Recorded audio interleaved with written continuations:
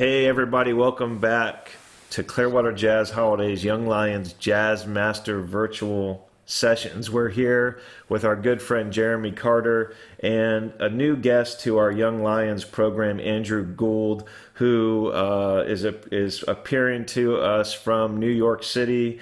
And we're just so happy to have Andrew with us as part of these sessions today. Andrew, how you doing? Good. Thank you for having me. Oh, it's our pleasure. And what we're doing today is part of our Conversation With series. Jeremy's done a bunch of these, and today is a conversation with Andrew Gould about playing different styles with Jeremy Carter. And let me tell you a little bit about Andrew. You all who have been following along know a lot about Jeremy, but I'll give you a little bit about Jeremy too, and then we'll get into it. So Andrew's a native New Yorker, saxophonist, composer. He's established himself as one of the most in-demand players on the New York City music scene. If you want to learn more about Andrew, please visit andrewgouldmusic.com. There you're going to find all the great musicians and ensembles he's played with and collaborated with, recordings he's been featured on, venues he's played in. He's a graduate of Manhattan School of Music and SUNY Purchase, continues to teach regularly, maintains a studio of private students, has taught private lessons at the New School, giving master classes at SUNY Purchase, Hofstra University, New York Youth Symphony, many more. Also a text lessons mentor with Chad LB Text Lessons Program. He's recently released an album, First Things First, on the Outside In music label. Check that out. Received some really great acclaim. Please visit him online to learn more about his other projects too. And what can we say about Jeremy Carter? Jeremy's a great friend of Clearwater Jazz Holiday, big on Clearwater Jazz Holiday education and outreach. He's an active participant, not only in the Young Lions program, but also the History of Jazz Outreach program, which has surpassed 30,000 students in the Bay Area public school system since 2012. And also, in the last 4 years, a regular participant in the newer My Journey with Jazz program, which brings a really neat music mentoring game that we developed into neighborhood family centers and other organizations in underserved areas of our community, doing great things. Jeremy Carter, and always we love the Jeremy Carter Rubber Band, killing it whenever they play, and we've had them regularly with the Wanderlust music series. And of course, Jeremy's been appeared in a variety of different collectives with Clearwater Jazz Holiday Music Festival over time. So with that, what I'm going to do is I'm going to turn it over to Jeremy now to kind of get into it with Andrew. And guys, the stage is all yours. Hello. What's up? Hey, Andrew, how's it going, man? I'm good. Currently quarantined here in New York City, riding out some Omicron, I think, but I'm generally feeling cool. So I'm happy this breaks up the otherwise monotony of my quarantine. So right. Happy to be doing this. Yeah, you were just out on the road, right? Yeah, I was in Europe for a little over a week. It was a 2-week tour, but I came back early because I had a couple of other gigs with the 8-Bit Big Band in Boston and Washington, D.C. and a few things. So, I was all over the place and, been back in New York City playing a couple of crowded shows. And, I guess it was just going to happen sooner or later when I finally got this thing. But yeah. Well, we're glad you're as well off as you are. For sure. Yeah, talking about the 8-Bit Big Band, you guys just won a Grammy for this latest project, or for the video game project, right? You were part of that, correct? Yeah. So it was a recording that I played on. It won a Grammy for the best instrumental arrangement. So I think technically I didn't necessarily exactly win the Grammy, but I played on the recording that won it. Hey. Just to make it clear, in case anyone wants to split those details. Yeah. Hey, it's pretty impressive nonetheless. Like, I've heard that band a few times. It's definitely smoking. The arrangements, all the players in the band are totally cooking. And so, yeah, it definitely is pretty impressive. Like, however somebody wants to look at it, you know. Thank you. Yeah, Yeah, no, we're all super super pumped. I mean, you know, it was really a project that, you know, Charlie Rosen, who's the band leader and the arranger and orchestrator for it all. I've been working with him for years, and he reached out to me and a couple of other cats at first, like, hey, you guys want to record some arrangements of big band music? And we're all like, yeah, sure, that sounds cool, you know. And we put out these videos, and it just like blew up, you know. I think none of us, including Charlie, realized how much of a scene that there is for video game music now, and how popular it is, you know. So it really just kind of, it literally snowballed. Like, the more videos we put out, the more it grew in popularity, and people were asking us, are you guys ever going to play live? And we're like, that's a good question. I guess we probably should now, you know. So yeah, it's just it's crazy. It's just a really cool thing. It was just like a passion fun project, I think, for Charlie and all of us, that just grew into this, you know. And now with the Grammy one and, you know, shows, we're just kind of just along for the ride and seeing where it's going to go. But definitely it's very, very exciting, you know. Right. And you and Sam just put out an album together. Yeah. So Sam Dillon, who, as you know, is one of my really good buddies, and he's kind of like my longest musical friend, really, you know, because we both came up on Long Island together when we were in high school. And, you know, the cool thing about Long Island is that there's a lot of really good music education programs happening over there too.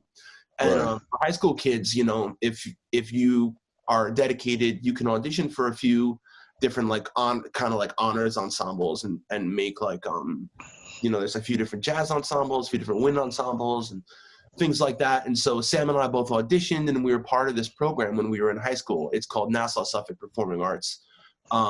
And we kind of knew about each other, even though Sam's a year older than me, so he had just graduated, but I had heard about him by the time he was there. And then there were a couple of other programs, like a Nassau Community College, that we got to play in together. But then we both transferred into Purchase College together, and we sort of found each other there. And it was like, hey, you're Sam Dillon, right? Hey, you're Andrew Gould, right? Man, you sound great. I've been checking you out. You know, so our friendship grew from there, and we would hang and practice and together and talk music literally all the time. Like, we used to like see who would be the last one in the music conservatory at like 3 a.m. at night, like who's going to leave first, you know? And so, yeah, like this idea of the album was just sort of something that we've been talking about forever. Like, let's just get bass and drums and just record some fun tunes and just go off and just see what happens, see how much we can just sort of egg each other on, you know, as two good buddies, just playing some tunes and having fun, you know. So everything's recorded now. It's coming out August 5th. And yeah, we just put out a single a few weeks ago, and there's another one in May, and I think another one in July. And there's going to be a transcription book of all of our solos that it's all being transcribed by Wesley Chin. Poor guy. He's doing such a good job transcribing all these notes that Sam and I played. But yeah, we're super excited about it. Yeah, I think I met you guys back kind of around that time, probably. I want to say maybe 2008, 2009, something like that. We did.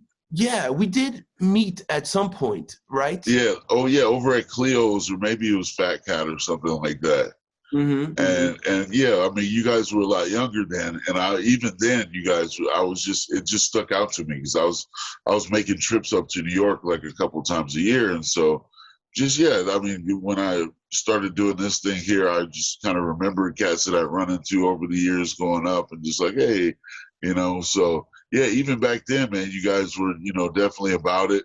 And just coming and playing, you know, and just fired up about the music and carrying on the tradition, you know, definitely the way that it should be, you know.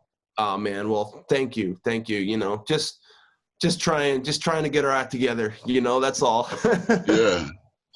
So yeah, like I was saying, I put this together. It's great to get some more footage for the archives and everything like that, but I wanted to have you on here for somewhat selfish reasons as well, I must admit. All the sax players I've had on have all been tenor players, so Oh, okay. yeah, I figured I should show some love to the alto players as well. And Yeah, we represent the E flat guys. I know, dude. I just started playing alto again in the last year or so, after not playing it for years. Like literally, just I never thought about alto. A friend of mine called me for a Cannonball Adderley concert, and I was like, "You want me to play alto?"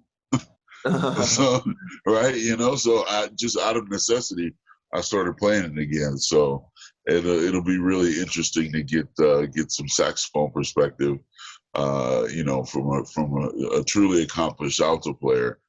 For the archives for Clearwater Jazz Holiday, big thanks out to them as well, and like I said, also for personal reasons, just to kind of get some insight from a really really good alto player. Oh man, well, I'll do what I can for sure. So guys, what are you playing on nowadays? So yeah, this is a Mark VI, Selmer Mark VI. It's an old New York Meyer 6M. It's like one of the New York USA pieces. Yeah. Probably from like the mid 60s or so, which is actually around when I think my horn is from 65 too. Okay. So yeah, the horn and the piece are kind of both from around the same time. About a 130, something like that, 120, it's 130? 124 actually. Oh, okay. Yeah, I think it's maybe on the earlier side of 65. Yeah. And yeah, what else? Playing D'Addario Jazz Select 3M. Cool. And one of these Silverstein ligatures. Yeah, man. Yeah, there we go. Beautiful. I love the D'Addario Jazz Select reads. I have to say they, like I'm not just saying this because I have an endorsement with them. No one's paying me extra. I'll just get a discount. Right. But no, I just really like the reads a lot. They really just resonate and feel right when I play. Right. So yeah, whatever for what it's worth.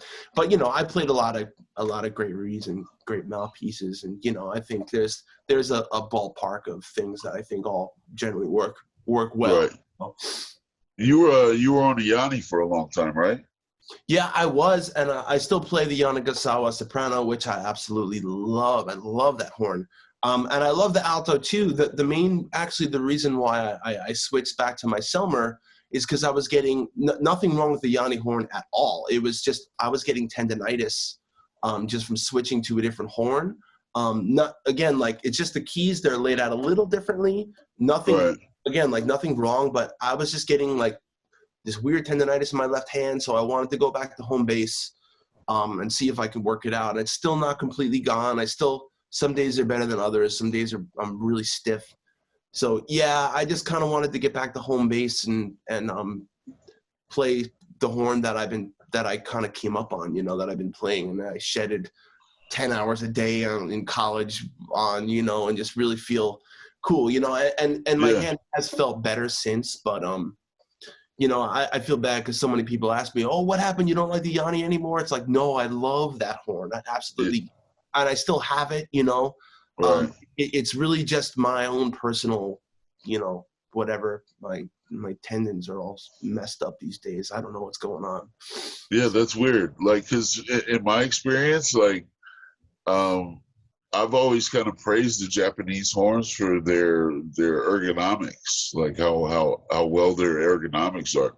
The Yamaha, the Yanagisawa. I mean, even the alto that I'm playing on. This is a Mark VI copy, but it's got all the Mark VI ergos, like the no F sharp and a lot of the same type of features. For me, I'm much more used to the vintage setup, but I totally dig the Yanni and the Yamaha ergos, but yeah, it felt comfortable when I switched too. It's just over. I mean, this is after like 4 years of being on the horn. I just all of a sudden something started happening. So I don't know if it was necessarily the horn or me, but in my attempt to try and rid myself of this, I switched back just to kind of just get, like I said, get back to home base. Right. Do you notice a big difference in sound? Yeah, there's definitely differences in sound. So I think the Yanni in comparison to the six, I mean, in everybody, you ask 10 different people this question and you might get 10 different answers, you know. But Right, for right.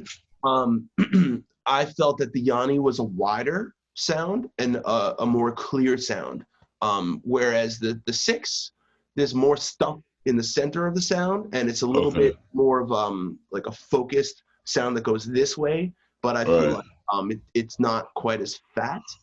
Okay, Sixes I always felt like have a very kind of direct, focused thing to them. I think Selmers kind of in general do, but sixes especially, you know. Um, right. Whereas the Yanni is just kind of a little bit more round and everywhere, not just straight in front of you, if that makes sense, you know. Absolutely. Yeah, I mean, whenever guys talk about sound, they use terms like spread, they focus, bright, dark, round, you know, and which is all important into developing your sound, no matter what you're playing. You know, Sure. just to at least have that expectation of like, I want it to sound like this, and this is what I'm actually getting out of it, and how do we get those two to match up? You know. Totally, totally. Yeah, it's important to have the sound in your head conceptualized and then Right. wind up on equipment eventually, you know, that at least puts you in the general ballpark. Again, it's the player, it's not the equipment, but as long as the equipment doesn't wind up getting in your way too much, you can get there, you know. But first, you know, and this kind of ties in, I think, with what our general topic is about here, like different styles, you know. It's about having a really strong concept for how you want the sound in your head first, because if you can think it here, you hear it here, it's that much more likely to come out of your horn. But if you don't really know where you're going, then you're not going to get there, you know. Right. Yeah. So speaking of the sound concept, when you're playing different styles of music, like for the kids that are going to be tuning in and checking out some of this footage, a big part of that is listening. So lately, what kind of ingredients are you adding to the soup here lately in terms of listening? Who are you checking out?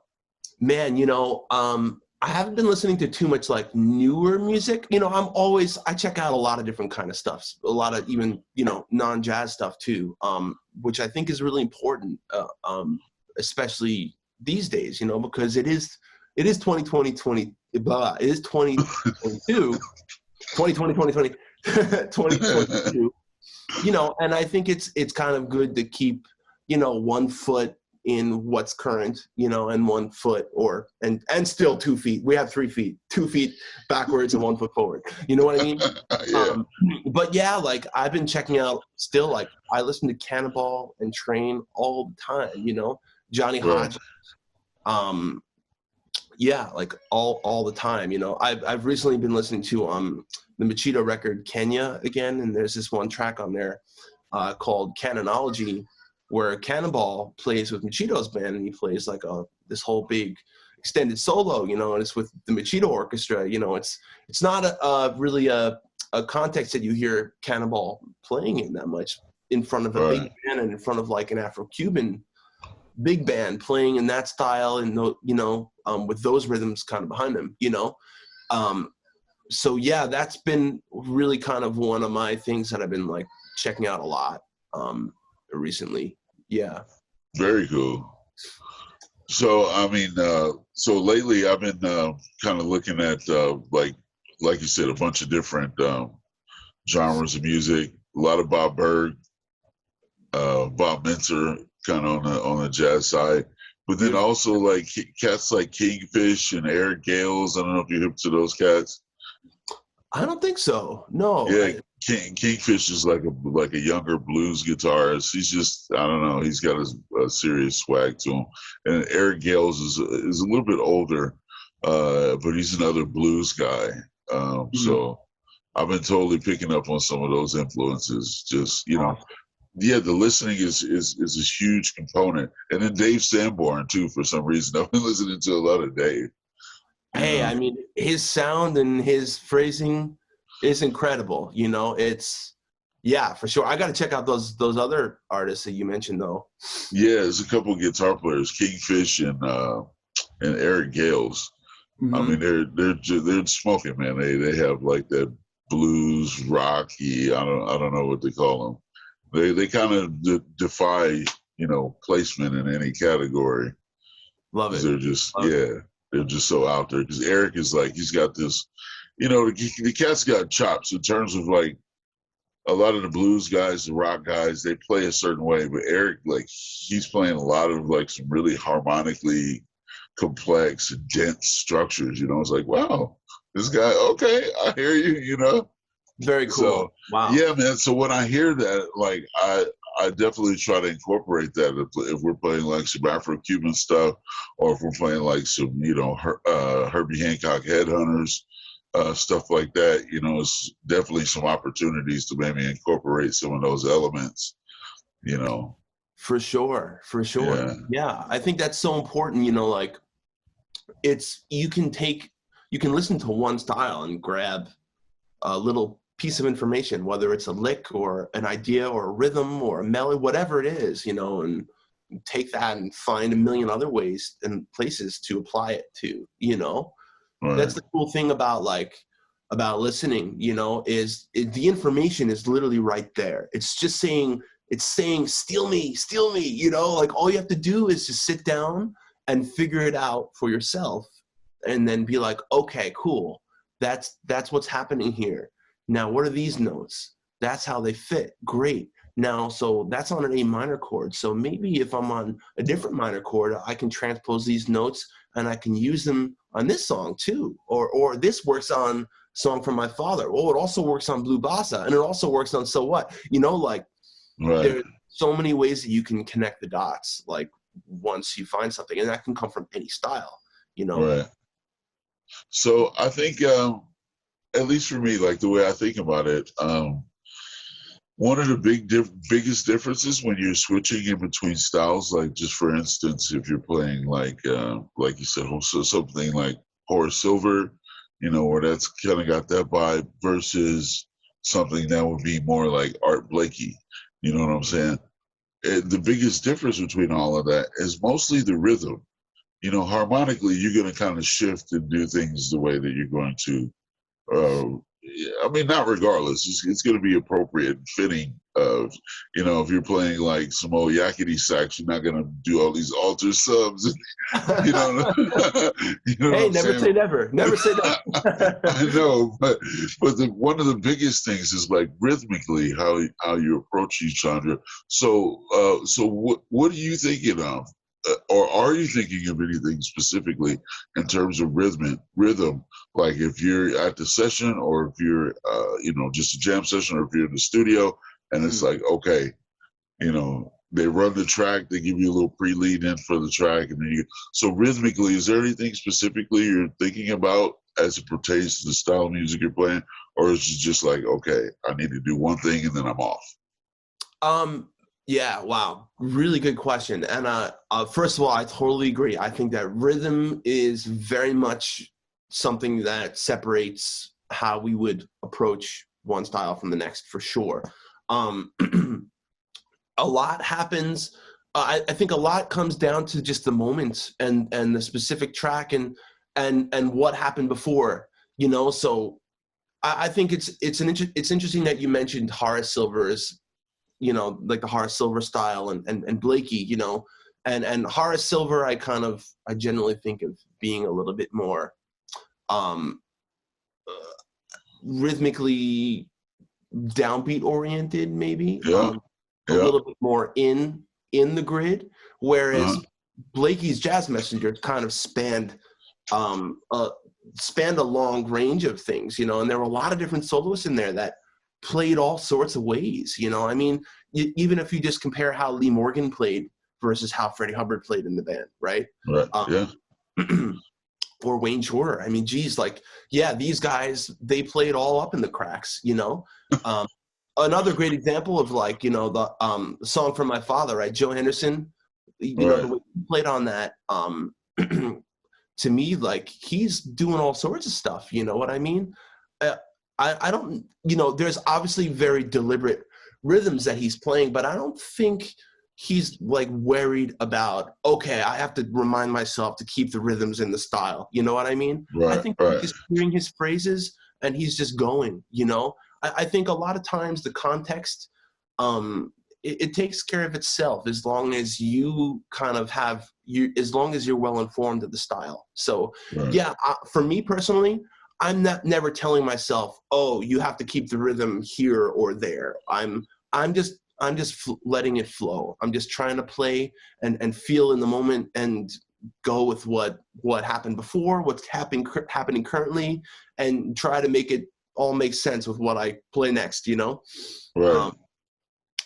So yeah, I mean, it really just depends on the moment. I think, you know, there's other styles where I would be a little bit more deliberate. Like I think if someone was saying, okay, like we're going to play this James Brown vibe and you need to play like, and you need to like get into some Maceo stuff, like, sure, there's going to be a lot more specific choices that I make there as far as rhythm, repeated notes, certain types of like more pentatonic and blues scale ideas, more riffs, you know, things like that, where, and I might stay away from getting into as many linear ideas. But yeah, when it comes to playing like kind of more like hard bop, like whether that's Horace Silver and Blakey, I'm just gonna kind of let it go, you know. I'm just gonna flow and see what happens, you know.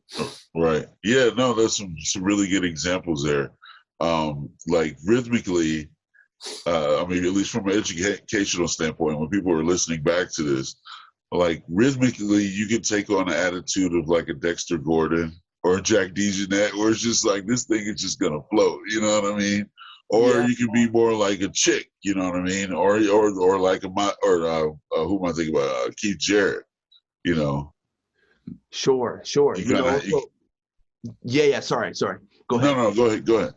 Yeah, I think, you know, there's so many examples of different players interpreting songs like Horace Silver tunes, you know, that, you know, there's a lot of room for your own interpretation, but you know, I can tell when I hear a player that's well informed, because there's a certain rhythm and a certain flow to the phrasing that people who have checked out jazz language and jazz vocabulary have when they solo.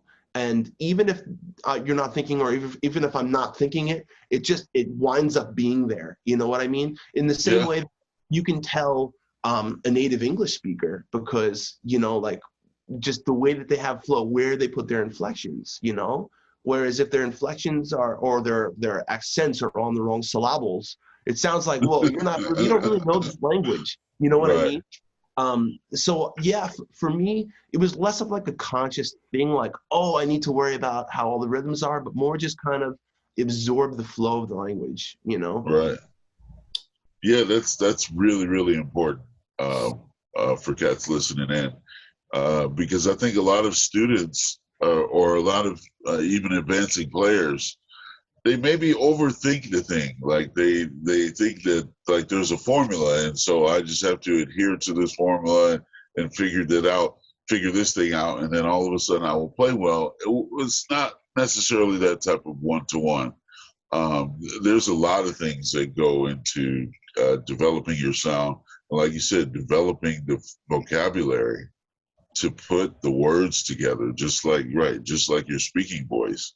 You have to have the vocabulary, you have to have the words, you have to have the notes, the phrases, the ability to implement dynamics in an effective way. Like a good sound is going to have a good bit of highs, a good bit of lows, and everything in between. And it's not just going to, you know, stay in one place. And so for someone that's trying to develop their stuff,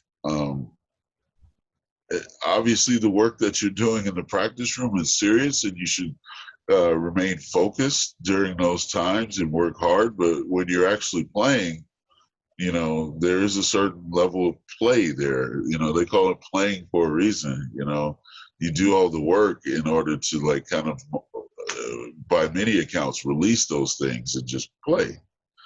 Yeah, totally. I mean, there's the bird quote where, you know, I've heard a lot of different variations on it, but the general gist is, you know, you learn everything in the practice room and then you forget it all and just play. You know, I think every time I try to remind myself this a lot, especially when I'm in situations where I'm getting a little nervous, which they still happen all the time, you know, you have to kind of make peace with, okay, all the shedding that I've done, that's where I'm at right now. This is where I'm at right now. So the best thing that I can do is just try to relax and let it flow as much as possible. You know, I'm not gonna all of a sudden in the next 2 minutes become like the next John Coltrane. That's where I'm at. So I'm gonna make peace with it and just try to make as much music with what I have and just let it flow. You know, I think what you said about overthinking it is such a huge thing. You know, and we're all prone to doing that because this is something that means a lot to all of us. We all want to sound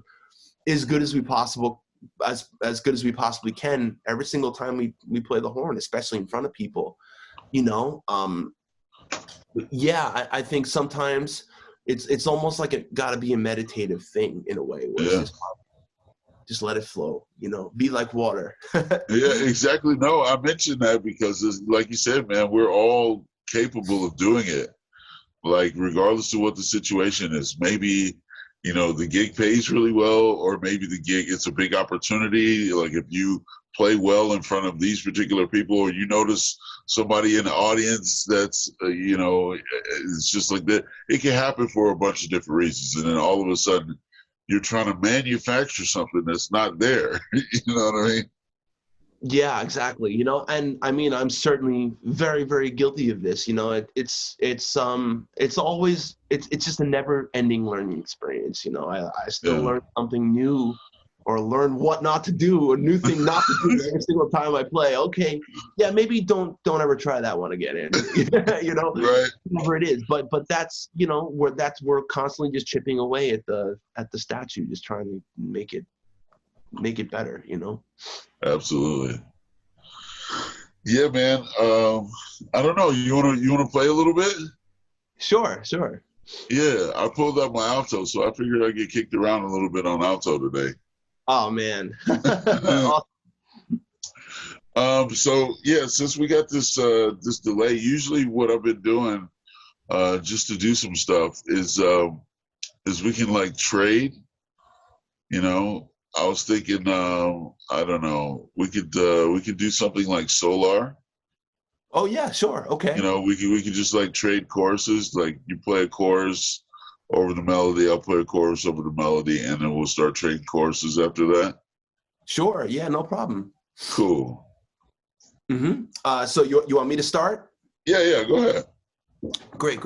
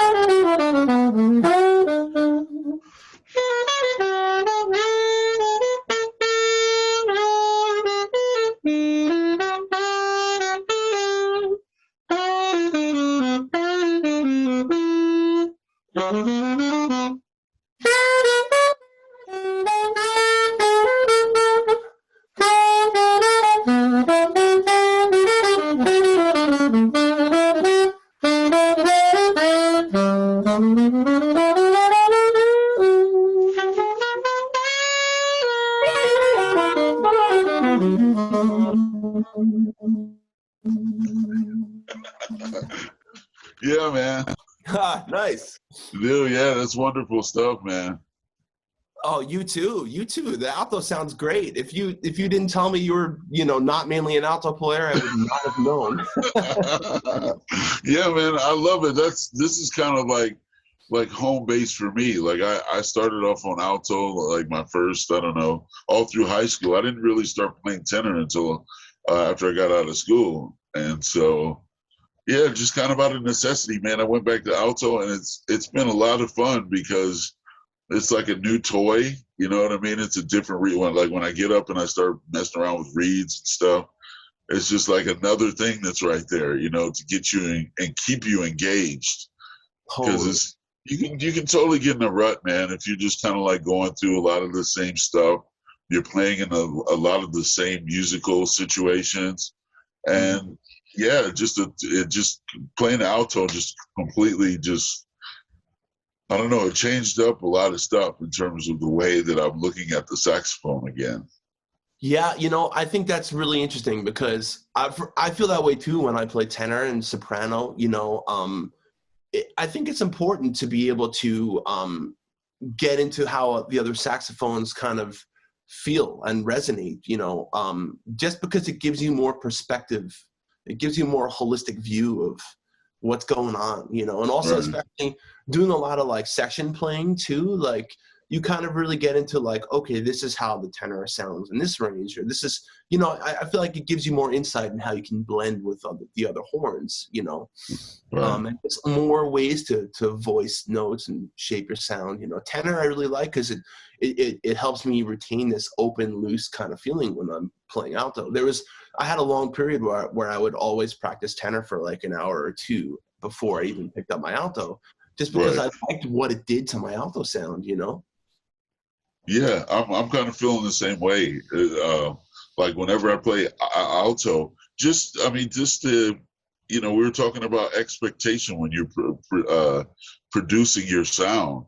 Like when I press an A, this is not the A that I think is going to come out when I'm playing alto. Yeah. So like just all those habits that you have built into playing, your main instrument, they're just gone. It's like you got to start all over. It's like, oh, wait a minute, what is this? Mm-hmm. Yeah, but the longer you play, like the longer you stay on the alto, I bet, especially now that after we played this tune, like you're probably a little bit more dialed into like, okay, if I play an A, it's gonna be here. A little bit, yeah. Yeah, that messes me up too.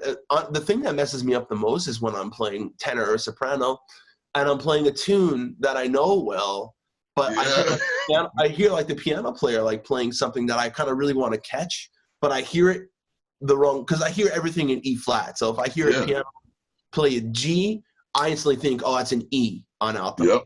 I mean, Yeah. so if I hear the piano play a G and I'm holding a tenor, I still want to go to E, but I'm like, no, that's A now. You know what I mean? Yeah. So yeah, that it's like that instant, even just like that split second of oh wait, no, it's not this, it's this.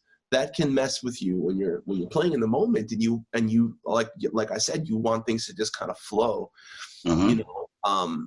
But yeah, it's good to practice that and check yourself. And yeah, man, because like like you said, man, like some things they just happen so quickly, like that. Right, that split second of a pause is enough to completely, maybe not mess up, just change the way that whatever you were going to play is not going to come off the same way, because it's just the chord changes are not where they were. It's not going to lie. Even if you try to do it next time around, it's just not going to, you know, that was that moment, you know? Yeah, definitely. So, yeah, I mean, I definitely get into it, you know, switching up on with the different instruments and stuff. Are you doubling at all? Yeah. I play both flute and clarinet. Flute a lot more because I do, you know, as an alto player, and I do like 1,000,001 big bands. Flute is something that I always have to play, you know, and soprano a lot. The every now and then there's a clarinet part too, but yeah, I would say like mainly like I'm walking around the city with like an alto, a soprano, and a flute with me, you know. Wow. Those are the main one. Iwi too, actually. I play Iwi also, but people don't usually ask me to play Iwi so often. But I have one. So you have the new one, the 5,000. I have the 5,000. Yeah, I wanted the 4 because I like the sounds and the internal sounds in the 4 are a little hipper, I think. But yeah, I use an external synth usually when I play the 5.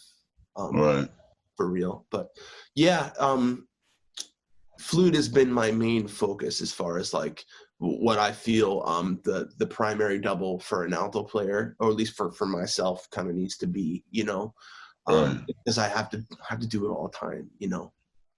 Yeah, the Iwis get exercise too in terms of just like making sure the fingers are straight, you know. There's a lot.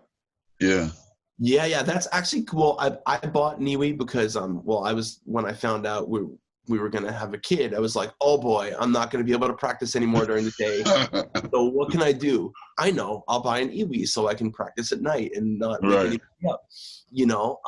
And over the pandemic, you know, that really came in handy. I had periods where I was practicing Iwi all the time, you know? And there was a really cool little masterclass, or maybe it was an interview that I saw with Michael Brecker. And he said that one of the things that he liked the most about the Iwi is the fact that the keys are touch sensitive, and it really gets him thinking about making sure that his fingers land as precisely as possible on the whole. And kind of almost thinking like a percussionist, you know, with how accurately his fingers are landing in the time. And the Iwi definitely reinforces that, because if you are even a little sloppy, it's going to let you know, you know. So yeah, I like to set the key delay really low so I can tell, at least for practicing, just like how accurately my fingers are landing, and then apply that same discipline, if you will, to the saxophone, you know. Right. Do you have any specific literature you're working on? Like now, you know what I'm saying? Like you I know people go through different pages. Like I'm back into some older stuff. Oh, love that. So the Rasher book with the overtones and all that, the Bach book. I got my Monk book here, a bunch of different stuff. Is there anything like specific literature-wise you're digging into? I've certainly spent a lot of time with those books that you just mentioned, especially the top tones with the top tones of the saxophone. That was and I still do. I guess I'm not opening the book up anymore, but I do a lot of I do a lot of exercises from that book, or little exercises that I feel like I've kind of are derivative of it. You know what I mean? Yeah, a lot of my practicing these days, though, it's mostly survival maintenance practicing, just because I just don't have the time to sit down and shed like I used to open up a book anymore, you know? But yeah, when I'm reading, I guess the only thing now is like flute etudes, really. That's like the only time I'm really like kind of propping open a book, really. Which is this one I really like, the Melodious. So it's probably backwards in the. No, it's coming through. Ooh. Studies for flute. This one is really good. There's just a lot of really good varying etudes in there. Some focus on just like longer flowing melodies that get you up in the higher register, because sustaining long high notes is just the bane of our existence on the flute. So I'm trying to make myself do it as much as possible. There's also a really great speaking of top tones, there's another really great new altissimo book that I highly recommend that Ben Wendell put out, which is all I think it's available on his website. I bought it because I was like, all right, I'm down to. I gotta see what does he do? I gotta figure out what he's doing. Yeah, oh man, so do I. Yeah. But it's very much a lot of overtone, and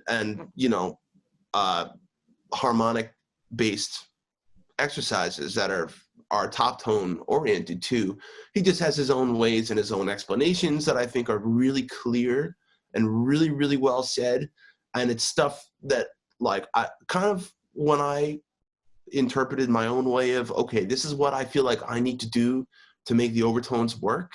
When I heard him say it, I was just like, yes, I never thought about putting it this way and this way. That's so good. So not only did it kind of help me conceptualize further for myself, but also it helped me think of new ways to kind of explain it to my students too, as far as how to think about it, it's such a personal thing, just even developing a sound, not even just with overtones, just holding out one note. The way that feels to you might not be quite the same it feels to me, because we're all put together differently. No two people are the same. We all have different physiology in so many different ways. So, one person might say, yeah, for me, I need to kind of raise my tongue up in my mouth. And the other person says, well, I don't really need to do that. I feel like I'm blowing faster, so there's a realm of kind of, there's a bunch of different variables that can all kind of help you achieve different qualities and colors in your sound. Now experiment and see what works for you, and he's very much like that. He's like, he even says at one point, he's like, I don't want to tell anybody exactly what they need to do here to get the notes to come out higher. But for me, I find that the airstream and the combination of that and my tongue position and the shape of the inside of my mouth, like whether I'm going ah or e or ooh or every little minute difference there within, those combinations all influence my sound and the color and the spectrum of brightness to darkness, and help me get the higher overtones to pop out when I want them to, and so forth, So it's really, really great the way he says it. And that's a book that I would recommend that I've been checking out. Probably the most recent one that I looked at, but I wish I could say I've been shedding it from it more studiously, but I just watched the video, checked it out, and worked on it a little bit, but it's these days routine is like, what's that? What does that word mean? Yeah, believe me, man, I got this stack of books and they've been sitting there staring at me. Like, they haven't been getting a lot of, because I learned so slowly, man. I go through this stuff, like I will take one thing that I'm working on, it will literally take me a week. Sure. Yeah. I'm really slow on the uptake, Yeah. I got a 9-year-old too, and so just family and life and stuff like that, it can be difficult. But we were talking about the top tones. One of the questions I have, like, I know some things transfer over from horn to horn, like from alto to tenor. For instance, the G, like right there at the split of the break, like there's some specific fingerings that you kind of want to use for the alto versus the tenor. Yeah. But other than that, I've kind of found that a lot of the stuff, the fingerings that I use for tenor, most of them transfer to the alto.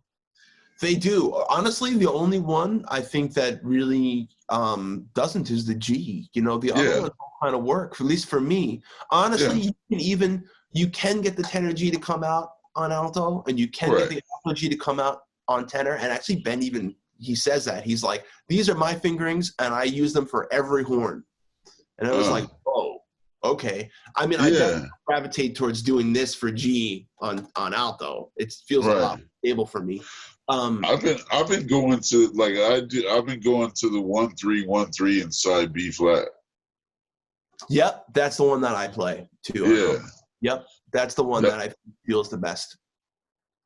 it just seems like it. I don't know. It resonates. Like I can get that dirty split tone thing on the G kind of easier with that one. Yeah, right. Yeah, it's easier to kind of, you can lean into it more, and there's more meat to grab up to with that fingering, if that makes sense. So yeah, man, that was one thing that I was kind of noticing, because like I said, I recently I don't have a lot of experience with alto, and so it still feels very foreign and new to me. And as I go through it and start playing around the altissimo, I'm like, wait a minute, a lot of this stuff works, except for the G. Yeah, for sure. I find that altissimo is kind of its own separate thing. The things that you need to do to get the altissimo out from one horn to the next, that's actually more in common. First of all, the fingerings, I think, they make less of a difference than just your voicing, Right. You can really get a lot of notes to come out by just voicing them the right way, Right. Kind of wiggle your fingers and still make certain notes come out to an extent, Right. I was at the Dave Lieben masterclass once where he's like, this does not control your sound. This controls your sound. And he would do all the stuff with his fingers and it wouldn't matter. He got any note he wanted to by just voicing it. And I remember just being dumbfounded, like watching him do that. Like, wow, the amount of control that it takes to override, like pushing the fingers down. Yeah, it was pretty wild. But I think it's kind of a good case in point is that, really the saxophone, it's very similar to like vocals, whereas you need to just voice every note the right way. And I think a lot of people think about it as being your embouchure and your fingers, where really I think the embouchure is just meant to seal the air from spraying out everywhere, Right. The sound and the control of the sound comes from what I was saying, which is the voicing, which is really your throat, your tongue position, your oral cavity position, the inside of your mouth, and then of course the speed of your air, Right. And you can almost see it when you listen to somebody like Cannonball, or let's say Cannonball versus like another saxophone. I really, really love his sound, Miguel Zanon. Mm-hmm. Yeah. On the other end of the spectrum. Definitely. Maybe not as like ringing and like all the harmonic brilliance, but like really, really full and pure and colorful at the same time. Absolutely. Yeah. Well, I mean, both very different sounds, but both very clearly voicing. That, and I think, that has a lot to do with like what we kind of spoke about, which is just like the sound that you're hearing in your head, and what you want to go for, that's coming out, and what you do physically is all a manifestation of what you're hearing, Right. Yeah, man. Let me see if we have anybody that's jumped in or maybe has any questions. Steve, you got anybody that's jumped in or had any questions on the panel? No, I don't. Hey, what's up, Jeremy? I don't see any questions at the moment, but my head is spinning because I hope we can twist Andrew's arm a little bit, maybe coming back in the future, because I just think there's just so much there, particularly about his experiences up north and students that are desirous of heading north and trying to do it in the big city. I think it'd be really cool to get some of his perspectives down the road. Absolutely. That's why I kind of kept our topic so broad, just playing different styles, because I knew we would kind of jump around to a bunch of different things. But yeah, I absolutely agree, man. I think we could definitely pick a different topic or a couple different topics and talk to Andrew again, just with all this experience and insight. Oh man, thank you. Yeah, I'd love to be back and talk more. As you can tell, I can talk. I like talking, so I'm happy to talk more about any of that stuff. Yeah. Thank you. It's all great stuff. Jeremy, do you think we're kind of at a breaking point now? Yeah, we could probably wrap it up, man, and definitely save some for another session. Okay, we're very cool. Well, I want to take a moment to thank the corporate partners that help us present these educational resources online. After the live sessions, they are recorded, and then they're put into what we call the studio, which you can find at clearwaterjazz.com in the education and outreach section. And that resource is brought to you by our great friends at Duke Energy and Blue Water Wealth Management at Steward Partners. And for those that like to listen to the sessions rather than watch them, we have a podcast, the Young Lions Jazz Master Virtual Sessions podcast, which is accessible wherever you stream your podcasts. And that resource is presented by Marine Max Clearwater. So we really appreciate that support, helping to grow and expand the things that we're doing. And check out Jeremy. Jeremy's done a lot of sessions. You know, if you go to the studio, you're going to see a bunch of stuff there. He's done everything from instrument-specific, beginner, intermediate, and advanced sax lessons to a lot of these conversation series. Past sessions available in the studio are his conversations with Sam Dillon, Jeff Vidal, Joe Fromm, Tucker Antel, Mike Tucker, Terrace Martin, and more. And now we know we're thrilled to add Andrew's conversation there. Jeremy also did a pretty cool session recently called Musical Color Wheel, which we really enjoyed. So, gentlemen, it's been our great pleasure having you with the Young Lions Jazz Master Virtual Sessions. Can't thank you enough. Thank you. Thanks so much, Andrew. Yeah, man, we'll be in touch, man. We definitely want to have you back and talk more. Anytime. Thank you. I would love to. Yeah. Thanks so much for participating, man. We know you're a bit under the weather, and so we definitely appreciate you hanging in there with us. My pleasure. All right. So for those out there, if you want a specific session or want us to touch on something, please don't hesitate to reach out to info at clearwaterjazz.com, and we'll see what we can put together for you. And with that, take care, guys. Everyone, stay safe out there, and keep playing, keep practicing. See you guys. See you.